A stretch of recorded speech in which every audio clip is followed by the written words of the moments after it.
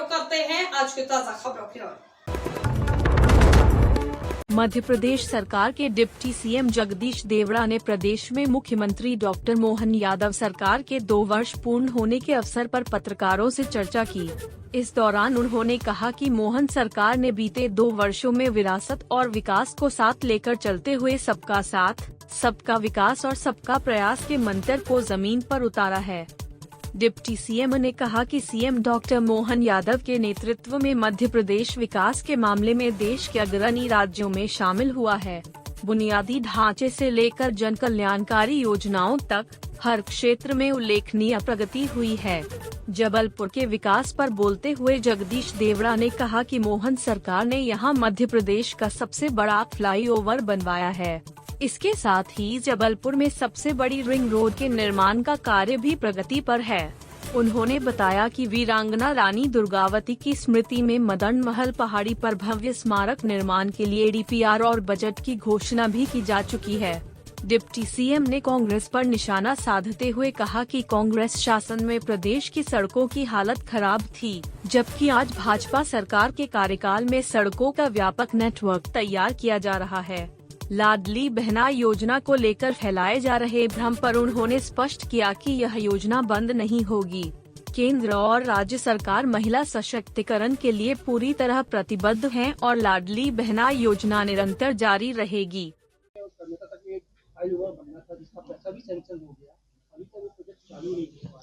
उसमें मुझे मेरा संज्ञान में है उसमें आईएफसी होना है केवल, बाकी बजट में उसका प्रावधान हो गया है। 431 करोड़ का प्रावधान हो गया है, केवल उसकी आईएफसी करना है।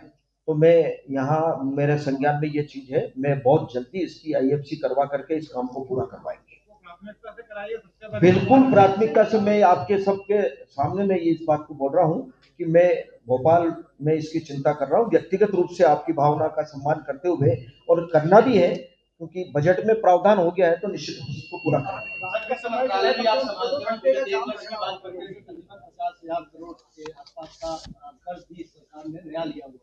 हालांकि इस कर्ज को लेकर कांग्रेस जो है वो लगातार सवाल उठा रही है कि कर्ज जो है मध्य प्रदेश में बजट से ज्यादा हो गया। बजट के आकार से कर्ज को जोड़ना मुझे लगता है कि कहीं न्यायोचित नहीं है। कर्ज एक अलग बात है। बजट का आकार 4,21,000, शायद मुझे लगता है कि मध्य प्रदेश के इतिहास में इतना बड़ा बजट कभी नहीं आया। और मैं मुख्यमंत्री जी को धन्यवाद दूंगा, उनकी इच्छा शक्ति है कि आने वाले 5 साल में इसको दुगना करेंगे।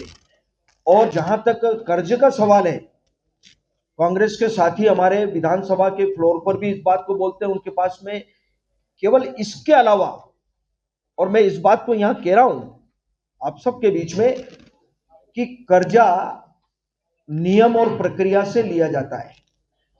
एफआरबीएम का नियम है, भारत सरकार की इसमें परमिशन होती है और एक सीमा होती है, और उस सीमा के अंतर्गत ही कर्ज लिया जाता है। और कर्ज पूंजीगत कार्यों में ही खर्च करते हैं, राजस्व मद में खर्च नहीं होता है, डेवलपमेंट में खर्च होता है। और समय पर ब्याज देना, समय पर उसका कर्जा देना, कर्जा लेना कोई बुराई नहीं है। मैं तो ये कहता हूं कि कर्जा नहीं, ये निवेश है। अगर कर्ज लेकर के अगर सड़कें बनेगी, तालाब बनेंगे, स्टॉप डैम बनेंगे, अगर डेवलपमेंट होगा, बिल्डिंगें बनेगी, उसमें मजदूर लगेंगे, रोजगार मिलेगा, सीमेंट बिकेगी, गिट्टी बिकेगी, लोहा बिकेगा, सारा जो कंस्ट्रक्शन होगा, डेवलपमेंट होगा, उससे रोजगार भी जनरेट होगा। और पूंजीगत कार्य में अगर कोई खर्चा हो रहा है तो मुझे लगता है कि कर्जे से इसका कोई लेना देना नहीं है। कर्जा अपनी जगह है, सरकार आय के साधन नवाचार कर रही है, बढ़ा रही है, लेकिन बार बार पहले कांग्रेस की सरकार में कर्जा लेकर के वेतन भत्ते बांटते थे। आप रिकॉर्ड उठा करके देख लिए, मैंने विधानसभा में भी इस बात को कहा है। और ये भारतीय जनता पार्टी की सरकार है जो कर्जा लेकर के केवल पूंजीगत कार्य में एक नया पैसा भी कहीं दूसरी ओर खर्च नहीं करते, केवल डेवलपमेंट में खर्च करते हैं। तो ये उसी का नतीजा है कि आज पूरे मध्य प्रदेश में कनेक्टिविटी आप देखेंगे अपने दिल पर हाथ रख करके आप कहीं भी घूम ले मध्य प्रदेश में, जो पहले सड़कों की हालतें थी आज वो सड़क की हालत नहीं है। गांधी सागर बांध में, गांधी सागर के पास का रहने वाला हूं। नर्मदा, चंबल, ताप्ती, काली सिंध, अरे भाई नदियां तो पहले भी थी। अटल बिहारी वाजपेयी जी का सपना था कि सभी नदी जोड़ने का जो अभियान उनने चलाया था उसको पूरा करने का काम नरेंद्र मोदी जी ने किया और मध्य प्रदेश की सरकार हमारी उसमें सहयोग कर रही है। आज चंबल का पानी, गांधी सागर का पानी, गांधी सागर तो कब से बना है, पानी कब से भरा है, सरकारें पहले भी थी, कभी उनका ध्यान नहीं गया कि उस पानी को उठा करके खेतों में उसको ले जाया जाए किसानों के लिए, लेकिन नहीं ले गए। मैं आज बड़े गर्व से कह रहा हूं कि आज मंदसौर, नीमच, रतलाम जिले में या उधर कहीं जाए या नर्मदा का पानी ले, सब खेतों में जा रहा है पानी। केन, बेतवा, सारी नदियों का जो पानी है वो सब तरफ खेतों में जाएगा। और जबलपुर के नागरिकों गुप्ता मार्गदर्शक मंच द्वारा बिजली विभाग की मनमानी और गुपचुप तरीके से बिजली की दरों को बढ़ाने की जानकारी मिलने के बाद प्रदर्शन करते हुए मध्य प्रदेश सरकार और विद्युत नियामक आयोग को एक ज्ञापन प्रस्तुत किया है। आगे उपभोक्ता मार्गदर्शक मंच से डॉक्टर पी.जी. नाज पांडे ने जानकारी देते हुए बताया कि बीते दिनों कोयले की दामों में काफी कमी आई है, जिसके परिणाम स्वरूप स्वाभाविक रूप से बिजली उत्पादन की दरों में कमी आनी चाहिए थी और बिजली के दामों में भी कमी होनी चाहिए थी, लेकिन उसके विपरीत विद्युत मंडल द्वारा विद्युत की दरों को बढ़ाने के लिए विद्युत नियामक आयोग में एक याचिका दायर की थी, जिसकी सुनवाई 9 दिसंबर को तो हो चुकी है, लेकिन उसके बावजूद भी विद्युत विभाग द्वारा इस जानकारी को सार्वजनिक नहीं किया गया है। प्रदर्शनकारियों ने आरोप लगाते हुए कहा है कि विद्युत विभाग द्वारा सावंत करते हुए गुपचुप तरीके से विद्युत धारा को बढ़ाने का काम करने का प्रयास किया जा रहा है, जिसका वे भरसक बहुत करते हैं। उन्होंने मध्य प्रदेश सरकार के खिलाफ ज्ञापन प्रस्तुत करते हुए मांग की है कि विद्युत की धारों में किसी भी तरीके से वृद्धि न की जाए। बिजली कंपनियों ने बिजली के रेट बढ़ाने की याचिका मध्य प्रदेश विद्युत नियामक आयोग के सामने रख दी है और इसकी सुनवाई जो है 9 तारीख को हो भी गई है, लेकिन इस याचिका को अभी तक उन्होंने सार्वजनिक नहीं किया। हमारा आरोप है कि आप ये जनता को अंधेरे में रखकर क्या आप बिजली के रेट बढ़ाने वाले हो क्या? इस धोखाधड़ी के खिलाफ आज हम लोग प्रदर्शन कर रहे हैं। दूसरी बात यह है कि बिजली के उत्पादन के लिए कोयला जो लगता है, उस कोयले का रेट, उसका जो कंपनसेशन सेस एकदम से कम कर दिया गया है। इसका मतलब ये हुआ है कि बिजली उत्पादन की लागत कम हो गई, बिजली सस्ती हो गई है। जब बिजली सस्ती हो गई है तो आपने बिजली के रेट बढ़ाने की बात क्यों की? ये धोखाधड़ी है। मिस्टर तोमर जो है ऊर्जा मंत्री ने स्पष्ट आश्वासन दिया था कि जैसे जैसे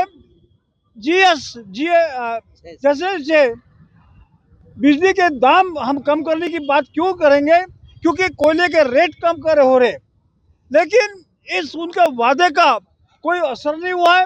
ये वादा खिलाफी हुई और इसी के खिलाफ आज हम लोगों ने एक ज्ञापन जो है भेजा है मध्य प्रदेश सरकार को और नियामक आयोग को, और साथ ही साथ प्रदर्शन कर रहे हैं। हम चाहते हैं कि आपके माध्यम से इसको तुरंत विद्युत नियामक आयोग और मध्य प्रदेश सरकार को आप पहुँचे ताकि जनता का लाभ हो। वीओ जबलपुर के सिहोरा क्षेत्र में गुरुवार को लगाए गए बंद के बीच दिन दहाड़े रेत कारोबारी धर्मेंद्र सिंह की गोली मारकर हत्या करने वाले दोनों हत्यारों को पुलिस ने मझौली क्षेत्र से गिरफ्तार कर हत्या का खुलासा कर दिया है। पकड़े गए दोनों हत्यारे सिहोरा के शातिर बदमाश हैं और उनकी रेत कारोबारी से पुरानी रंजिश चल रही थी, जिसको लेकर पकड़े गए शेखर बर्मन और लवी तिवारी ने गोली मारकर हत्या कर दी थी और वह घटना सीसीटीवी कैमरे में कैद हो गई थी, जिसमें साफ तौर पर देखा जा सकता है कि किस तरह शेखर बर्मन और लवी तिवारी रेत कारोबारी को जमीन पर गिराकर उसके सिर पर 3 गोली मारते नजर आ रहे हैं। जो घटना हुई उसको लेकर आपने प्रेस कॉन्फ्रेंस के माध्यम से क्या जानकारी अवगत कराना चाहते हैं? जैसे कि आप सभी जानते हैं कि कल थाना के दौरान अंतर्गत एक घटना हुई थी, जिसमें एक युवक जो है उसको 2 युवकों ने, एक युवक जिसका नाम चिंटू धर्मेंद्र कहा जा रहा है, उसको 2 लोगों ने गोली मारकर उसकी हत्या कर दी थी।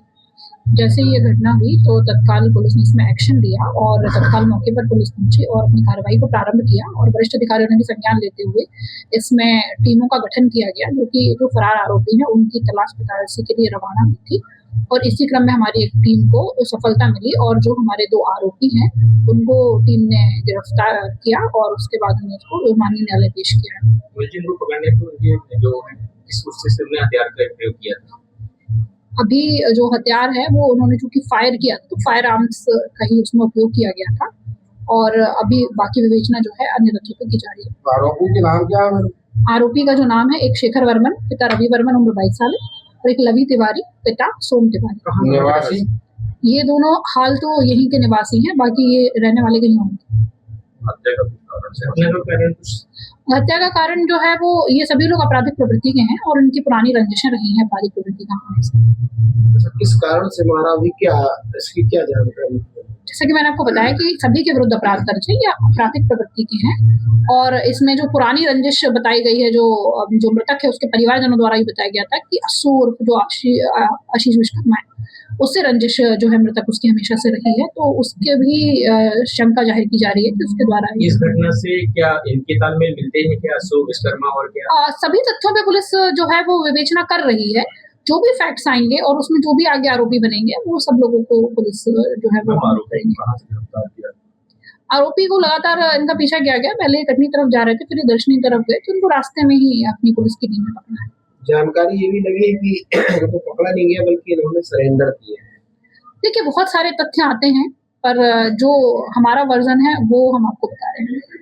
बड़ा सुनने में आया कि एक किसी और को भी बिठाला है पुलिस ने। देखिए जब कोई घटना होती है तो काफी सारे संदेही होते हैं, कड़ी से कड़ी जोड़ के पुलिस देखती है और किस तथ्य को कैसे लाना है और कैसे उसको चीजों को करना है वो पुलिस करती है। तो उसी क्रम में जो हमें मिलते गए कि कौन व्यक्ति है, कहाँ से क्या लिंक जुड़ रही है, उससे पूछताछ के लिए लोगों को लाया जाए। आरोपी के होने की शंका बिल्कुल हो सकती है, शंका से इनकार नहीं किया जा सकता। समय लगभग क्या था जब इनको पकड़ा गया? ये हमारी टीम को ये रात्रि मतलब सुबह रात्रि के समय पकड़े गए। सुबह या रात में? भोर के समय आप मान सकते हैं एग्जैक्ट टाइम। जबलपुर के शेट्टी नगर में रहने वाली संध्या चक्रवर्ती का 5 साल का बेटा ऋषिराज किसी गंभीर बीमारी से जूझ रहा है जिसका इलाज इंडिया में नहीं है, जहां पीड़ित मां संध्या के अनुसार बच्चे का इलाज अमेरिका में होगा जिसमें करीब 2 करोड़ रुपए का खर्च आएगा। वही अपने बच्चे के इलाज को लेकर मां संध्या ने जबलपुर पहुंचे मप्र के डिप्टी सीएम जगदीश देवड़ा से मदद की गुहार लगाई। इस दौरान मंत्री जगदीश देवड़ा ने महिला को आश्वासन दिया कि बच्चे के हर संभव इलाज के लिए मप्र के मुख्यमंत्री मोहन यादव के समक्ष बात रखी जाएगी और बच्चे के इलाज की मदद की जाएगी। जहां आर्थिक संकट और बच्चे की गंभीर बीमारी से जूझ रही संध्या चक्रवर्ती ने बताया कि उसके पति हैंडीकेप है, वही बचपन से ही उनके बेटे ऋषि को स्पाइनल मस्कुलर एक्टोपी नामक बीमारी से ग्रसित है जिसका इलाज सिर्फ अमेरिका में ही संभव है, जिसके इलाज में 2 करोड़ रुपए से ज्यादा का खर्च आएगा। वहीं उनकी आर्थिक स्थिति बिल्कुल ठीक नहीं है। उन्होंने अपनी क्षमता अनुसार जबलपुर, नागपुर में इलाज कराया लेकिन अब उनके पास इतना पैसा नहीं है कि वह अपने बेटे का इलाज करा सके। जहां डिप्टी सीएम और मप्र सरकार से गुहार लगाई है कि बच्चे के इलाज के उनकी मदद की जाए जिससे उनका बच्चा स्वस्थ होकर चलने लगे। मेरे बच्चे को स्पाइनल मस्कुलर एक्टोपी बीमारी है जिसका इलाज अमेरिका से चल रहा है। अमेरिका से इसकी दवाइयाँ आना है, बॉम्बे हॉस्पिटल से इलाज चल रहा है। इसकी दवाई 2 करोड़ 4 लाख की आनी है, इसके लिए मैं कलेक्टेड पर आई हूँ। कितनी उम्र है इसकी बच्ची? इसका उम्र इसकी है 5 साल 4 महीने। ये बचपन से है इसको। अभी मेरे को बॉम्बे में पता चला है 3 महीने पहले। मैंने जबलपुर में भी बहुत इलाज कराया, नागपुर में 2 साल इलाज कराया, अब बॉम्बे गई थी 3 महीने पहले तो वहाँ पता चला इसको इतनी बड़ी बीमारी है जिसका अपने भारत में कोई इलाज नहीं है। तो अभी आपको इसके इलाज में क्या दिक्कत है? इसके इलाज में इसकी दवाइयाँ जो है 2 करोड़ 4 लाख की आनी है, तो इतना पैसा मेरे पास नहीं है, इसीलिए मैं सरकार से अपील कर रही हूँ। हाँ, आज किससे मिल रहे हैं? मंत्री जी से मिलने आई हूँ और इसके लिए मतलब जो भी मदद मिले तो वो कर सकें। क्या गुहार लगानी चाहिए? किस तरीके की? इसकी दवाइयाँ के लिए गुहार लगानी है कि इसकी दवाइयाँ करा सके। मेरे हस्बैंड भी हैंडीकैप हैं, वो भी मतलब हम लोग नहीं करा सकते इसकी दवाइयाँ। घर का कैसे चलता है आपका? हम लोग थोड़ा बहुत सिलाई करते हैं, मिट्टी का काम होता है हमारे घर में। बच्चे का क्या नाम है? बच्चे का नाम ऋषि चक्रवर्ती है। कहाँ रहते हैं? हम सेठी नगर में रहते हैं। आपका नाम? हमारा नाम संध्या चक्रवर्ती है। तो हमारी मदद करना है तो आप हमारी मदद कर सकते हैं, वो भी है हमारे पास स्कैनर भी है। एक 5 साल के बच्चे के साथ एक उसकी मम्मी माननीय मंत्री जी, प्रभारी मंत्री जी से यहाँ मिली हैं कलेक्ट्रेट में। उस बच्चे को स्पाइनल मस्कुलर एट्रोफी एक बीमारी होती है, इसमें धीरे धीरे बच्चे की जो मांसपेशियाँ हैं वो कमज़ोर होती जाएंगी और उसके आगे चल के बहुत बड़ी समस्या उसको होगी। इलाज बहुत महंगा है, प्रतिवर्ष इसका इलाज 2 करोड़ 4 लाख रुपए इसका प्रतिवर्ष खर्च आता है। अभी तक शासन से ये दवाई यहाँ उपलब्ध नहीं है और ये दवाई जो है ये अमेरिका से बुलाई जाती है।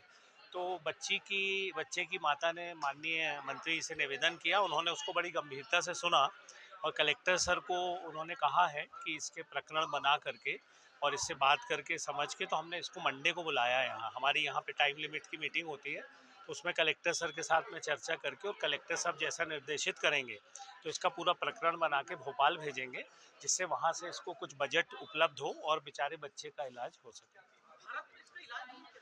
नहीं, इलाज है, दवाई है उसकी, लेकिन वो दवाई अपने यहाँ नहीं बनती है, वो अमेरिका में ही बनती है और अमेरिका में बनने के कारण यहाँ आने पे बहुत महंगी है। जैसे मैंने बताया 2 करोड़ 4 लाख रुपए प्रति वर्ष इसका खर्च है और शासन की सप्लाई में ये आती नहीं इतनी महंगी दवाई। तो विशेष प्रकरण मानकर और पूरा सहृदयता से विचार होकर के शासन पूरी मदद करेगा। भैया मेरा कहना है कि जहाँ का विषय है संबंधित से इस मामले में बात होगी, क्योंकि मुझे संज्ञान में नहीं आया, जहाँ बात होगी वहाँ करेंगे। मैं साहब एक बच्चे से मुलाकात की थी आपने? वो काफ़ी बीमार है और मुझे लगता है कि आर्थिक सहायता के लिए बात करिए तो माननीय मुख्यमंत्री जी के संज्ञान में हम डालेंगे।